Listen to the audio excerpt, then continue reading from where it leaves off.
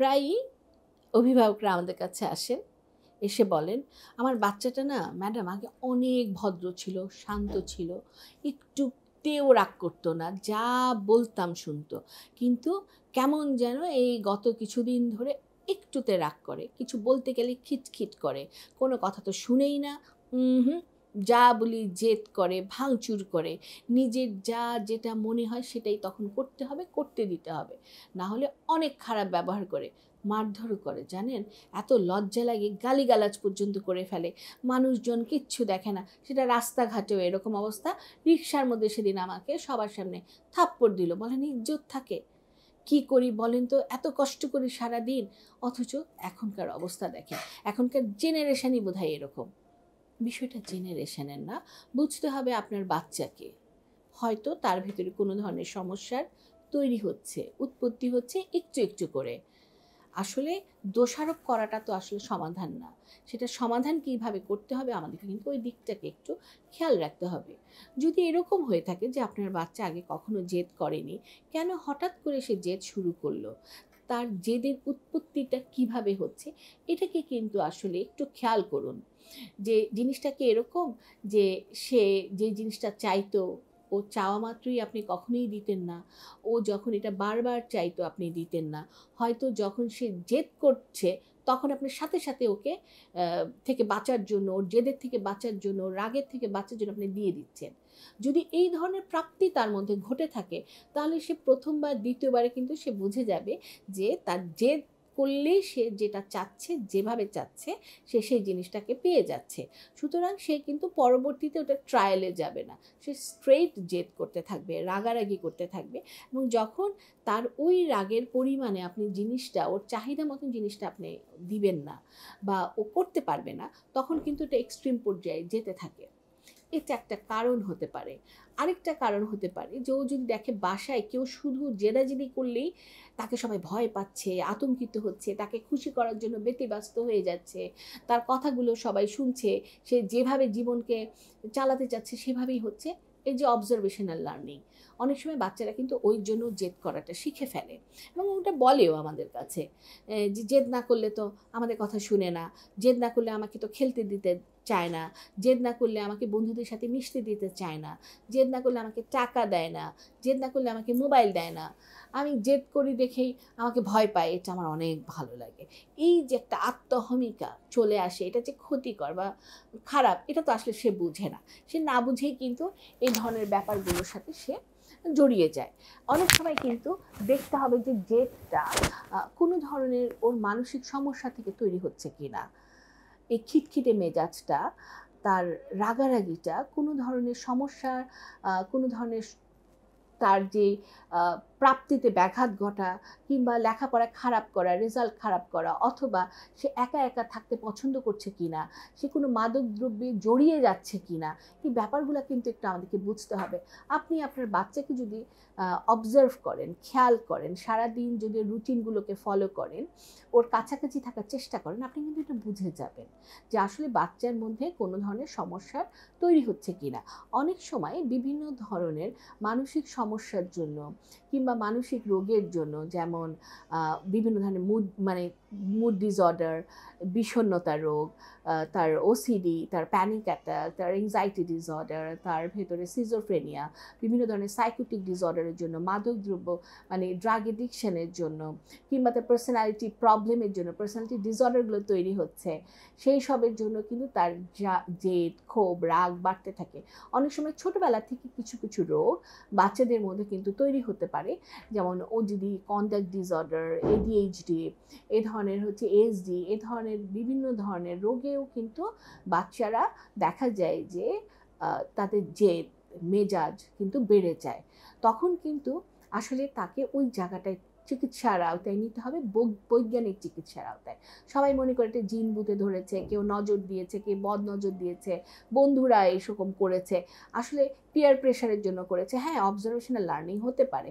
তাহলে আমাদের পরিবারের সবাই কিন্তু একনিষ্ঠভাবে কাজ করতে হবে।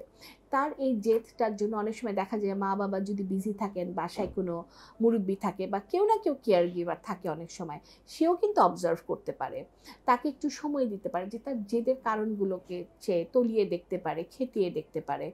তারপরে যদি নির্দিষ্ট কোনো কারণ ছাড়াই সে জেদ করতে থাকে, আমরা তাকে একজন বিশেষজ্ঞের কাছে নিতে পারি।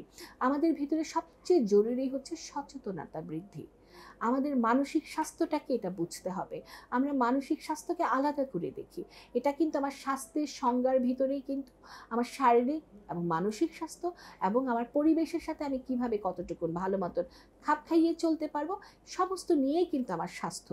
সুতরাং শুধু তার ফিজিক্যাল ডিজিজ বা ডিসঅর্ডার হলেই আমরা দৌড়ে ডাক্তার দেখাবো আর মানসিক সমস্যা বা রোগগুলোকে আমরা বাড়তে দিব, সেখানে চিকিৎসা নিব না, অপচিকিৎসায় জড়াবো, জিন ভূতের নামে বিভিন্ন ধরনের অপচিকিৎসায় বিভিন্ন জায়গায় পানি পড়া, শুধু শুধু খাওয়াবো, এবং যেখানে কোনো উন্নতি হচ্ছে না, উপকার হচ্ছে না, তারপরেও সেই প্রসেস বা প্রসিডিওরের মধ্যে দিয়ে যাব, তাহলে কিন্তু এই ভ্রান্ত ধারণাগুলো কি হবে, আরও বাড়তে থাকবে, কঠিন হতে থেকে কঠিনতর হতে থাকবে। প্রথমে কিন্তু সমস্যাগুলো অল্প থাকে, তারপরে গ্র্যাজুয়ালি ধীরে ধীরে কিন্তু সেটা বাড়তে থাকে।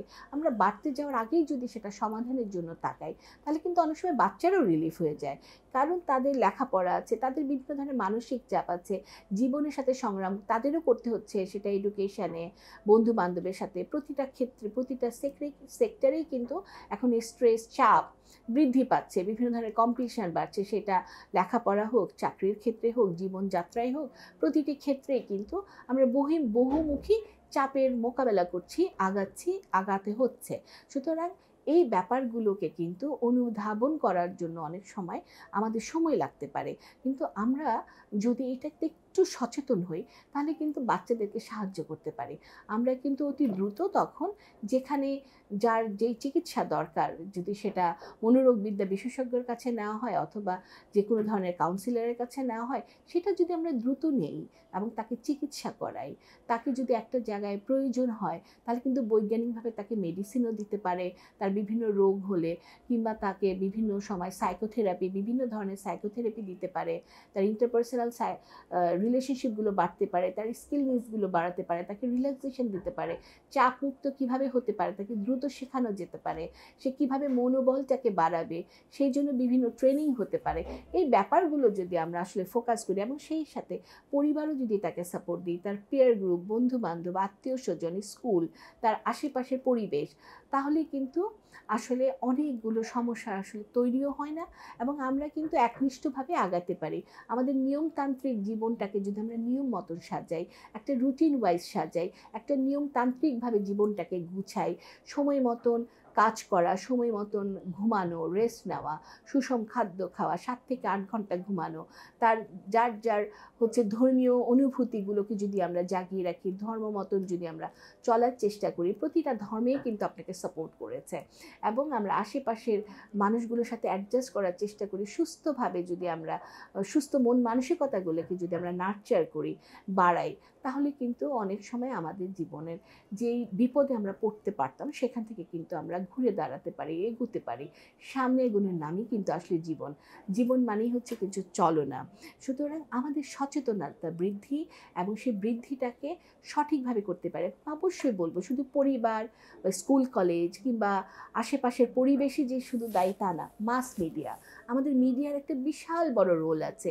মিডিয়ার প্রত্যেকটি ব্যক্তিতেই কিন্তু, মিডিয়ার প্রত্যেকটি ইনফরমেশানে, কন্টেন্টে আমরা কিন্তু অনেক ধরনের পরিবর্তন, বিপ্লব ঘটাতে পারি, ঘটাচ্ছি, এবং আমরা সেটা সবাই সমষ্টিগতভাবে যার সেক্টর থেকে যা করণীয়, যদি আমরা একনিষ্ঠভাবে একত্রে এই পরিবর্তনের চেষ্টা করি, অবশ্যই পরিবর্তন আসবে, সেটা ভালোর দিকে আসবে, অগ্রগতির দিকে আসবে, সুন্দর সুজলা সফলা আমাদের দেশের আমরা হব, আমাদের বাচ্চারা হবে আসলে সঠিক নাগরিক, স্কিলফুল নাগরিক, স্মার্ট নাগরিক। ধন্যবাদ সবাইকে। সবাই ভালো থাকতে চেষ্টা করি, পাশের মানুষটাকে ভালো রাখার চেষ্টা করি, বাচ্চাদেরকে সঠিক সময় সঠিকভাবে সাহায্য করি, সবাই ভালো থাকার চেষ্টা করি মনে প্রাণে। ধন্যবাদ।